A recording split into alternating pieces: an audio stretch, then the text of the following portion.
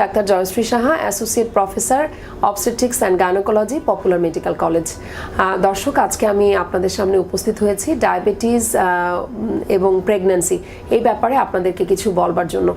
Diabetes আসলে এমন একটি রোগ যেটা এখন বোধহয় ঘরে ঘরেই আমরা জানি অথবা পাই, কিন্তু নর্মাল যে ডায়াবেটিক পেশেন্ট আর প্রেগন্যান্সিকালীন ডায়াবেটিস এই দুটোর মধ্যে কিন্তু বেশ পার্থক্য আছে। কারণ নর্মালি ডায়াবেটিস যেটা হচ্ছে সেটা সেই পেশেন্টকে অ্যাফেক্ট করছে, কিন্তু গর্ভকালীন যে ডায়াবেটিস সেখানে কিন্তু দুজন অ্যাফেক্ট হচ্ছে। কাজেই আমরা যারা অবস্টেট্রিশিয়ান আমাদের জন্য গর্ভকালীন ডায়াবেটিস কিন্তু বেশ শঙ্কার বিষয়, এবং আমরা এই সময় পেশেন্টদেরকে কিছু এক্সট্রা কেয়ার আমরা প্রোভাইড করার চেষ্টা করি। এবং তখন শুধু আমরা না, আমরা আসলে আমাদের সাথে একজন এন্ডোক্রাইনোলজিস্ট, একজন ডায়েটিশিয়ান, আমরা আসলে গ্রুপ মিলে আমরা মাল্টিডিসিপ্লিনারি অ্যাপ্রোচে আমরা আসলে পেশেন্টদেরকে ট্রিটমেন্ট করার চেষ্টা করি।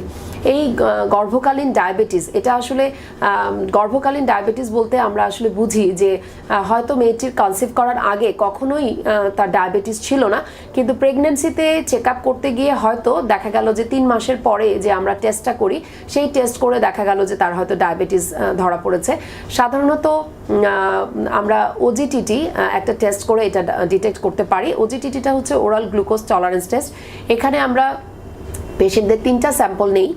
সেটা হলো একটা ফাস্টিং ব্লাড সুগার খালি পেটে, এবং গ্লুকোজ 75 গ্রাম গ্লুকোজ দিয়ে 1 ঘন্টা পরে, এবং গ্লুকোজ খাওয়ার 2 ঘন্টা পরে। এভাবে 3টা ব্লাড সুগার মেজার করে আমরা আসলে আইডেন্টিফাই করতে পারি যে তার ডায়াবেটিস, গর্ভকালীন ডায়াবেটিস হয়েছে কিনা। আর একটা টেস্ট এই সময় আমরা করি ডিফারেন্সিয়েট করার জন্য যে এটা কি তার গর্ভকালীন ডায়াবেটিস নাকি প্রেগনেন্সি হওয়ার আগে থেকেই তার ডায়াবেটিস ছিল। সেটা হলো HbA1c। এই টেস্টটা করে মানে এটা হলো গড় দেখার চেষ্টা করি। যদি আমরা দেখি যে এই টেস্টের মাত্রাটা বেশি থাকে, তাহলে আমরা ধরে নিই যে এটা আসলে গর্ভকালীন ডায়াবেটিস নয়, প্রেগন্যান্সির আগে থেকেই মেয়েটার ডায়াবেটিস আছে। এভাবে আসলে আমরা পার্থক্য করে থাকি। আর গর্ভকালীন যে ডায়াবেটিস, সেটাকে দর্শকদের আমি আগে থেকে একটু অভয় দিই যে গর্ভকালীন ডায়াবেটিসটা যদি আমরা প্রপারলি কন্ট্রোল করতে পারি, তাহলে কিন্তু ডায়াবেটিস আছে এবং ডায়াবেটিস নেই দুটো মায়ের মধ্যে আউটকামে কিন্তু খুব বেশি একটা ডিফারেন্স হয় না। কাজেই আমাদেরকে যেটা জরুরি ইনফরমেশন সেটা হলো যে আমাদেরকে আইডেন্টিফাই করতে হবে প্রপার টাইমে যে আপনার কখন ডায়াবেটিস হলো, এবং সেটাকে যদি আমরা ঠিকমতো চিকিৎসা করতে পারি তাহলেই কিন্তু আমরা কমপ্লিকেশনসগুলো আমরা অ্যাভয়েড করতে পারবো। এখন আসি যে গর্ভকালীন ডায়াবেটিস হলে মেয়েদের আসলে কি কি প্রবলেম হতে পারে। প্রেগন্যান্সিতে অনেক সময় দেখা যায় যে পেটটা অনেক বেশি বড় হয়ে যাচ্ছে, মানে পেটে অনেক বেশি পানি জমে, যেটাকে আমরা বলি পলিহাইড্রামনিয়াস। এটা হতে পারে সেকেন্ড ট্রাইমেস্টারের পরে গিয়ে। ফার্স্ট ট্রাইমেস্টারটা যদি বলি, তাহলে প্রথম 3 মাসের মধ্যে মেয়েদের দেখা যায় অনেক ক্ষেত্রে রক্তপাত হতে পারে বা অ্যাবর্শন, এটা হতে পারে। তারপর এই সময় দেখা যায় যে শরীরে বিভিন্ন ধরনের ইনফেকশন হবার পসিবিলিটি বেড়ে যায়, যেমন urine infection, skin infection, lungs infection. এগুলো ডায়াবেটিক পেশেন্টদের মধ্যে ইনফেকশন হবার টেন্ডেন্সিটা বেড়ে যায়। এরপর সেকেন্ড ট্রাইমেস্টারে যদি আসি আমি, অর্থাৎ 3 মাসের পরে গিয়ে, 3 মাসের পরে অনেক সময় দেখা যায় যে বাচ্চার জন্মগত ত্রুটি হতে পারে, কারণ 5 মাস পর্যন্ত বাচ্চার বিভিন্ন অঙ্গ প্রত্যঙ্গ তৈরি হতে সময় লাগে, এবং এই সময়ের মধ্যে যদি কারো ডায়াবেটিসটা আনকন্ট্রোল থাকে, অনিয়ন্ত্রিত থাকে, তখন দেখা যায় গর্ভস্থ শিশুটির উপরে এফেক্ট পড়ে এবং বাচ্চার বিভিন্ন ধরনের জন্মগত ত্রুটি দেখা দিতে পারে, যেমন তার অ্যানেনকেফালি অথবা স্পাইনা বাইফিডা, বিভিন্ন ধরনের নিউরোলজিক্যাল প্রবলেম, কার্ডিওলজিক্যাল প্রবলেম, তার হচ্ছে রেনাল প্রবলেম, এই ধরনের অনেক কিছুই হয়। কিন্তু এই ডায়াবেটিসটা যদি নিয়ন্ত্রিত থাকে তাহলে কিন্তু এই কমপ্লিকেশনগুলো হবার ঝুঁকি কম থাকে। এরপরে হচ্ছে শুধু এই ডায়াবেটিসটার জন্য থার্ড ট্রাইমেস্টার গিয়ে মেয়েদের দেখা যায় অনেক ক্ষেত্রে আগে ভাগে পানি ভেঙে যায়, যেটাকে আমরা বলি প্রিম্যাচিউর মেমব্রেন রাপচার। অনেক ক্ষেত্রে দেখা যায় তার আগে ভাগেই হয়তো ডেলিভারির পেইন উঠে যায়, যেটাকে আমরা বলি প্রিটার্ম লেবার। অনেক ক্ষেত্রে দেখা যায় বাচ্চার সাইজটা অনেক বড় হয়ে যায় বা পেটে পানির পরিমাণ বেড়ে যায়, যার জন্য আমাদেরকে অপারেশনে যেতে হয় বা সিজারিয়ান সেকশন করা লাগতে পারে। আবার দেখা যায় ডেলিভারির পরেও মেয়েদের মধ্যে অনেক সময় জটিলতা হয়, যেমন অনেক বেশি ব্লিডিং হতে পারে। তারপর ডেলিভারি করার সময় দেখা যায় বাচ্চার সাইজ অনেক বড় হয়ে গেলে বাচ্চাটা শোল্ডার অ্যারেস্ট হয়ে যেতে পারে। এই ধরনের জটিলতা আমরা পাই মায়েদের জন্য।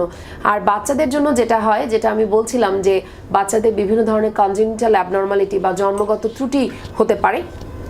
এছাড়াও দেখা যায় যে ডেলিভারির পরে বাচ্চাটা হয়তো হাইপোগ্লাইসেমিয়া হয়ে যায়, ডায়াবেটিক মায়েদের, এবং অনেক ক্ষেত্রে দেখা যায় বাচ্চাকে আমার এনআইসিউতে শিফট করতে হয়, আইসিইউ সাপোর্টের দরকার হয়, কারণ এইসব বাচ্চাদের দেখা যায় যে বিভিন্ন ধরনের জন্ডিস, তারপর হলো তার শ্বাসকষ্ট, তারপর ইনফেকশন হবার টেন্ডেন্সি এগুলো বাড়তে থাকে।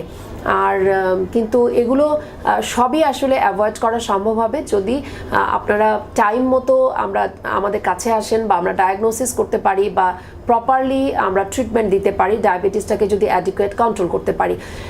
এরপরে আসি আমি যে ডায়াবেটিক মায়েদের আসলে কি ধরনের সতর্কতা অবলম্বন করতে হবে। সেটা হচ্ছে অবশ্যই বাড়িতে গ্লুকোমিটার একটা যন্ত্র আছে যেটা দিয়ে আমরা আসলে ব্লাড সুগারটা নিয়মিত চেক করি, সেটা আমরা সাথে রাখতে বলি, যে হঠাৎ করে হাইপোগ্লাইসেমিয়া হয়ে যাচ্ছে কিনা বা ব্লাড সুগারটা কমে যাচ্ছে কিনা সেটা যাতে তারা বুঝতে পারেন। আর এছাড়া ব্লাড সুগারটা প্রতি বেলায় আমরা আসলে চেক করে নিতে বলি, কারণ এইসব পেশেন্টদেরকে আমরা প্রেগনেন্সিকালীন যে ডায়াবেটিস, এইসব পেশেন্টদেরকে আমরা মুখে কোনো ওষুধ আসলে দিতে পারি না, কারণ এটা সরাসরি বাচ্চার মধ্যে ট্রান্সমিশন হয়ে বাচ্চার ব্লাড সুগার কমিয়ে দেয়। যার জন্য গর্ভকালীন সময়ে আমরা আসলে ইনসুলিনটাকেই প্রিফার করি। ইনসুলিনের অনেক রকম প্রকারভেদ আছে, যেটা আমরা এন্ডোক্রাইনোলজিস্টের সহযোগিতায় আমরা আসলে প্রেসক্রাইব করে থাকি পেশেন্টদেরকে। তবে ব্লাড সুগার যদি মোর দ্যান 10 হয়, 10 মিলিমোল পার লিটার, তখনই আসলে ইনসুলিনের প্রয়োজন হয়। অনেক ক্ষেত্রে দেখা যায়, বেশিরভাগ ক্ষেত্রে দেখা যায় যে হয়তো 5, 6, 7 যদি সে ডায়াবেটিস রাখতে পারে শুধুমাত্র ডায়েটিং এর উপরে, তাহলে কিন্তু ইনসুলিনের প্রয়োজন হয় না। আমরা তাদেরকে একটা গাইডলাইন দিই, যেমন সেটা হচ্ছে কোন ধরনের খাবার বা কত কিলো ক্যালোরি সে খেতে পারবে, তার সঙ্গে সঙ্গে তাকে কিছু হালকা ব্যায়াম এগুলোর ব্যাপারে আমরা আসলে এনকারেজ করি। এতেই বেশিরভাগ মেয়েদের ডায়াবেটিস কন্ট্রোল হয়ে যায়। তবে কোনো কোনো ক্ষেত্রে দেখা যায় যে ইনসুলিনের প্রয়োজন হয় বা ওষুধের দরকার হয়, সেটা হলো ইনসুলিন। এবং এই ইনসুলিনটা যখন আমরা দেই খাবার আগে এবং খাবার পরে, অবশ্যই ব্লাড সুগারটা মনিটর করতে হয়, যাতে করে আমরা আইডেন্টিফাই করতে পারি যে তার আসলে ডায়াবেটিসটা প্রপার কন্ট্রোল আছে কিনা। ডায়াবেটিসটা যদি প্রপার কন্ট্রোল থাকে তাহলে কিন্তু প্রেগন্যান্সিটাকে সে সুন্দর মতো এগিয়ে নিয়ে যেতে পারবে, এবং সময় শেষে সে সুন্দরভাবে বাচ্চাটা ডেলিভারিও করতে পারবে।